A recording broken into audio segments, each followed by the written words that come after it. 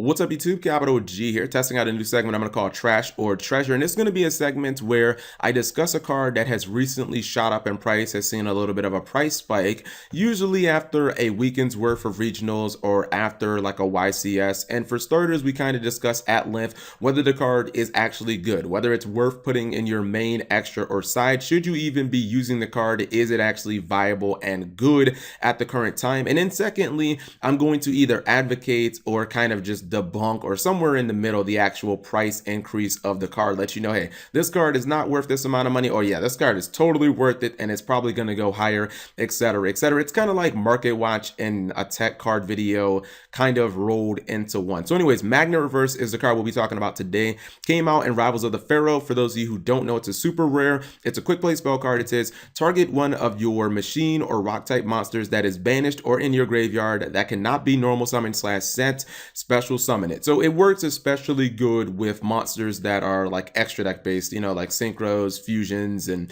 xyzs, because obviously those monsters can never be normal summon. Now, the first that I saw about this, as far as like seeing meta play, was on Jonathan Moore's stream. Shout outs to him, House of Champions. He was streaming Houston, Texas regionals yesterday, and he saw a lot of people that were side decking this in ABC. And I was like, that's pretty interesting, because as far as I already knew about Magnet Reverse, but honestly, I kind of always thought of this as like an indirect Gem Knight buff. And the main reason that it's so good in Gem Knights, and no, this isn't just an excuse to talk about Gem Knights, is it basically acts as a Monster Reborn and a DDR wrapped into one card for a lot of your best fusions. Cards like Zirconia, Lady Brilliant Diamond, Master Diamond, Lapis Lazuli, and it would actually be borderline broken if you could summon more than one Lady Brilliant Diamond per turn, because if you summoned her off a Brilliant Fusion and you sent like, you know, Lazulis to the grave and basically plus off of that, you'd be able to tribute her, get whatever fusion you want, and then just summon her back, and you'd have a very, very strong field, plus, you know, like some hand advantage and whatnot. Now, this also does support the electromagnet cards that came out of the Yugi structure deck, but I'm just going to be very, very harsh and blunt. That deck is just a shittier version of ABC. Like, you may be mad, but I'm sorry, it just pretty much is. It operates almost identical to ABC, but it's just like a worse version. Now, as far as meta play, why is this card being seen in the meta? It's because of ABC. I think the best way to describe Magnet Reverse is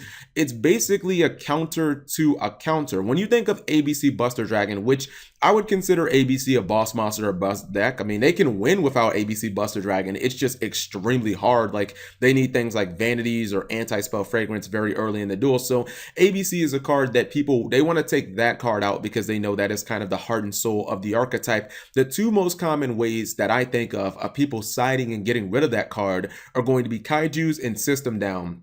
And it's because with System Down, you're basically wiping the ABC players. You're taking all their resources out of the way. And it doesn't matter if they try and chain the uncontact ability. Like if you try and tag out for your 3 ABCs, it doesn't matter, because obviously when System Down resolves, it's just going to banish the ABC itself, and it's going to banish everything. So this is an easy hard counter to that, because let's just say, for argument's sake, I mean, well, it doesn't matter if you tag out or not. But if your ABC Buster Dragon gets banished, you can kind of counter that by during your turn, or I guess technically during that same turn, you can flip over Magnet Reverse after System Down has resolved. You get your ABC Buster Dragon right back to the field, and then you can still just banish things, and you can kind of just, you know, play the control game that you already had set up. Now, as far as when it comes to Kaijus, or even something like Ghost Ogre Snow Rabbit, which is extremely popular, sees a whole bunch of meta play, I think in a Kaiju situation, if someone were to Kaiju you and then you flipped over a Magnet Reverse and you just got your ABC Buster Dragon, I'm pretty sure that they would just instantly, they'd be close to just scooping. You would probably just win the duel off of that, because Kaijus are neg ones, and not only would you still have your Buster Dragon for one card, but they would still have to kill the Kaiju as well. So you'd have two colossally sized monsters on the board, and your opponent would have to be able to kind of deal with both of them at the same time. If they use something like Regeki or Dark Hole, you'd still be able to uncontact and kind of protect your ABC and be able to summon another one. Same thing goes for Ghost Ogre Snow Rabbits. If you're one of those players who likes to use ABC Buster Dragon during your turn when you cannot contact out, this is just another good way, if you get blasted by Ghost Ogre, to just be able to summon it back. And since this card is a quick play, that means you can do it during the battle phase too, which can be extremely strong, because not a lot of players are going to see that coming.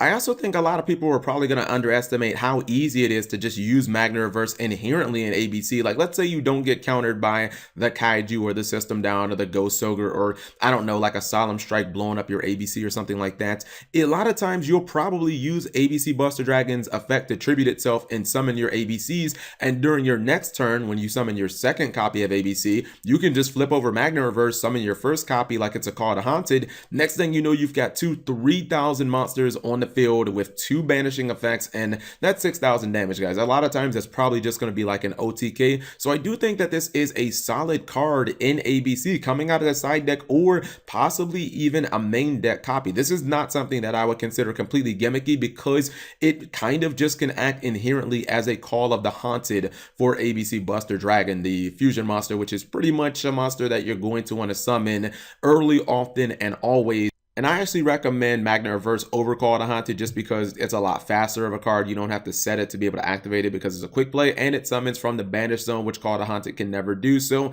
it isn't at the mercy of something like System Down. System Down can make your Call to Haunted completely dead, and Magna Reverse would still be a live card in that situation. So as far as the price, I cannot advocate this at all, guys. I would like to debunk this. I would not recommend that you guys spend upwards of $30 for a playset. Or even if you were going to say you were going to tech in 1 copy, you were going to see if you could get it to work like a Call to Haunted or something like that, or you were going to side deck 2 copies, don't spend almost $11 on this card. This card maybe over, I don't know, 32 hours ago, somewhere around that, a day and a half ago, this was only about a $4 card, guys. I think a lot of it right now is just temporary hype. We know that ABC is probably the best deck of the format, and a lot of cards that are going to see play associated with ABC are going to artificially inflate because people want to beat ABC and people want to play ABC. But I think if you wait maybe about a week and a half when Invasion Vengeance has the sneak peek, I don't think a lot of people will be looking at this card,